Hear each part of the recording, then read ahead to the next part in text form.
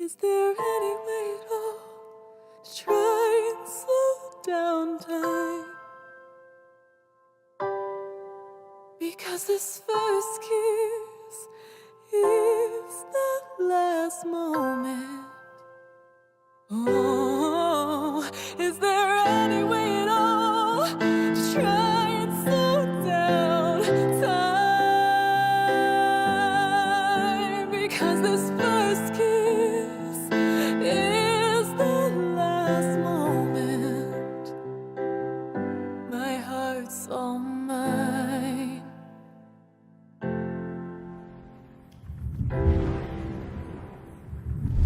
My heart's not mine.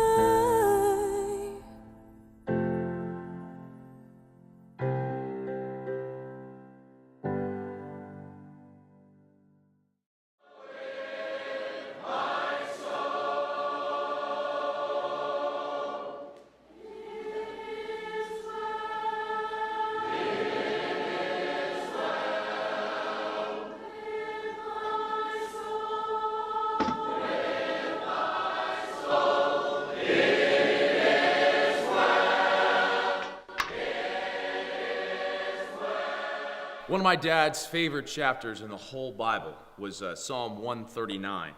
He used to recite it to me over and over again in his own words. Son, where could you go where you could hide from God? And I'd heard that 100 times, so I would say nowhere. He would ask, son, if you flew to the other side of the world, who would be there? If you lived at the bottom of the ocean, who would be there? If darkness covered you, who would be your light? And I would answer, God. He never found it funny when he would say, who knew if you were asleep or awake? And I would say, Santa Claus. But that was Dad. He always wanted me to know that God has his eyes on us. Not because he's waiting to strike us down, but because he's watching over us, because he loves us. We're in this new church today because of my father's dedication and hard work to see it built. I only hope I can make him proud. Let's turn now to Psalm 139 and take a closer look at that passage.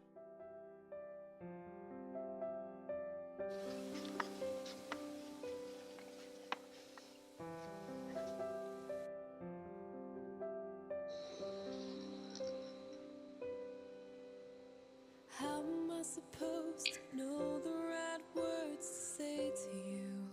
You proud of yourself? How do I talk to the man? Look what you've done to me. The stars, the moon. I come to you for answers. And what do you give me? Nothing!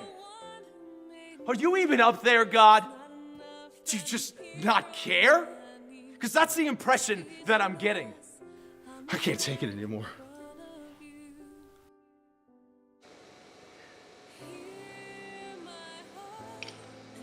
Here's your chance, God. Make me a believer. Knock the bottle over. Surely the creator of the heavens and earth can knock a simple bottle over. Don't let me walk out of here thinking that you packed your bags and left. Answer me! Knock over the bottle. Knock it over, God. Lord, you leave me tongue. Answer me!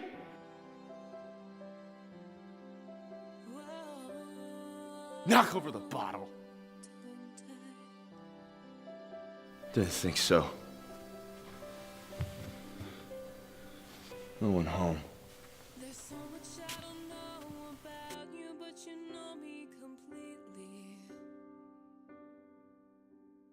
I just have to trust that when they speak of me, what will they say?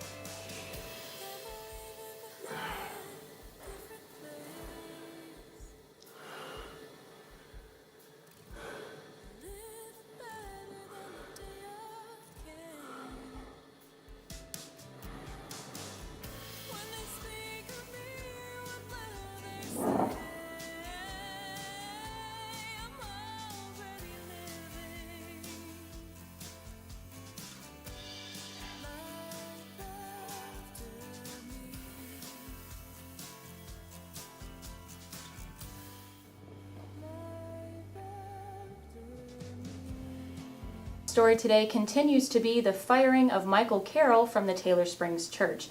We broke the news story earlier this week in an interview with Michael himself live in studio. The news, of course, has sent shockwaves through the town of Taylor Springs, and the church is left searching for the answers of why and what caused this downfall. If you're unaware, Michael was found to be an alcoholic, even drinking during the services. He was also discovered to be addicted to painkillers, and sadly, the story doesn't end there. No less than 4 women have come forward and accused Michael of continued affairs with them. So for more on this, we go to Allison Jenkins at the Old Taylor Springs Church. Thanks, Diane. We're standing here at the Old Taylor Springs Church where this sad story begins. The few sources I've reached out to have all stated that they noticed a change in Michael's behavior around the time that he replaced his father, the late David Carroll, as minister here. We've asked residents of Taylor Springs how they felt upon hearing the news. I'm not really surprised by it. I know that he had a lot of demons from what I've heard. I mean, I did go to the church a few times, and I did see that he didn't seem like his normal self. And I guess he has his own demons to deal with, and we really shouldn't pry, but I'm definitely not surprised at where this has led him. I mean, I know the family well, but this is a shock. I can't believe it. It's really something that I didn't expect, and I'm sure the church is hurting, and it's going to take a long time for it to recover from this. Honestly, it broke my heart. I mean, you never know what's going on in people's lives behind closed doors, and I think when people are put on a platform like that, it makes it even harder. As you can hear, the peaceful city of Taylor Springs is dealing with a vast amount of confusion, heartbreak, and anger.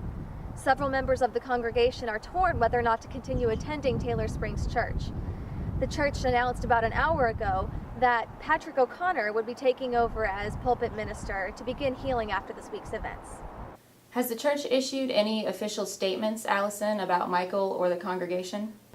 Other than announcing the promotion of Patrick O'Connor, the church's only public statement has been to ask for prayers from the community at this time. Allison, I must ask, I've been told that you are a member of this church and even close friends with Kelsey Carroll, Michael's sister. Care to comment? My opinion is irrelevant. I know the family well, and I intend to keep my opinions to myself. Back to you, Diane. Thanks for tuning in, and we'll continue to bring you updates as this story unfolds. Hi. Hey. I wasn't expecting to see you. Can I come in? Yeah, I guess.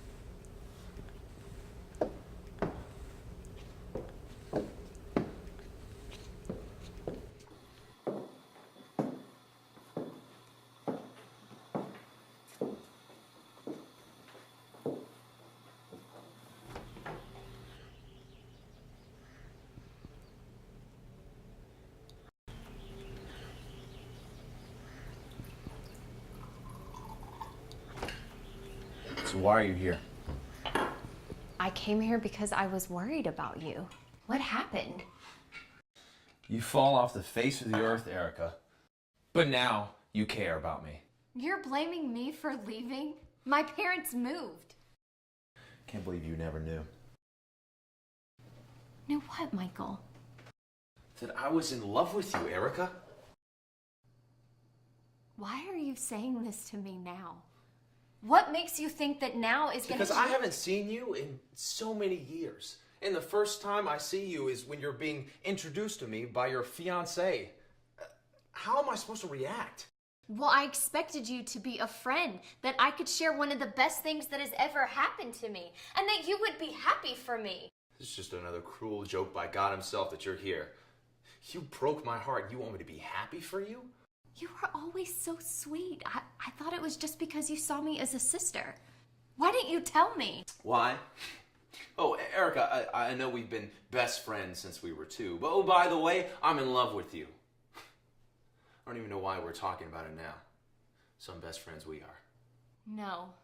A best friend is someone that you can tell anything to, Michael, and you have never trusted me. What gives you the right, Erika? Because the only reason you are even saying anything about it now is because you're avoiding the real subject. Please let me help you. You left, and my father was gunned down in the streets. I learned right then that life was meaningless. I'm so sorry about your dad, but you can't let one event tear your life apart. Easy for you to say. What happened to that boy who broke his hand to rescue me the day I fell out of that big tree?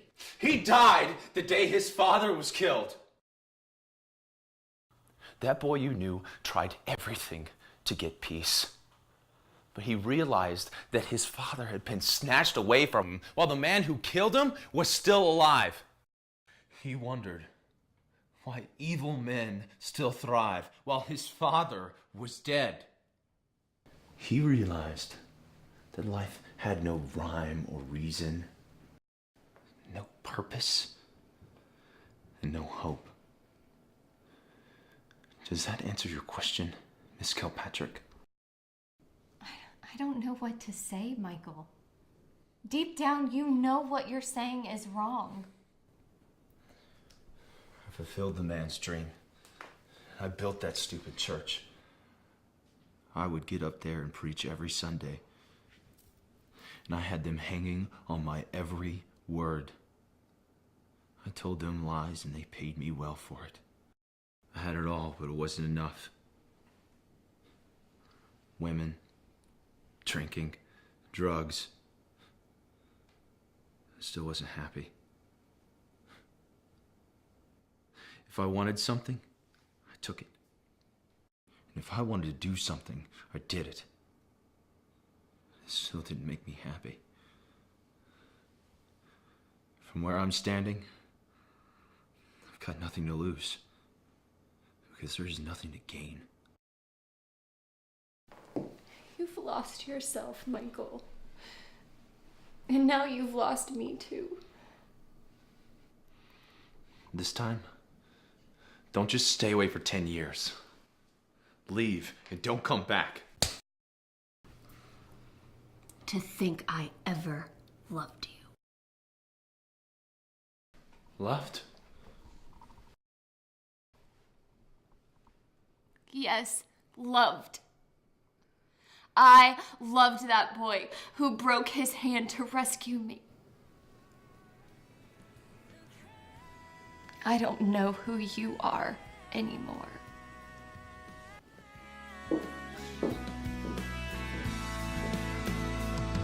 The proof ain't strong as it was before, and the pills don't ease the pain anymore. I can see the hurt in your eyes, can't hide the lies I try to disguise.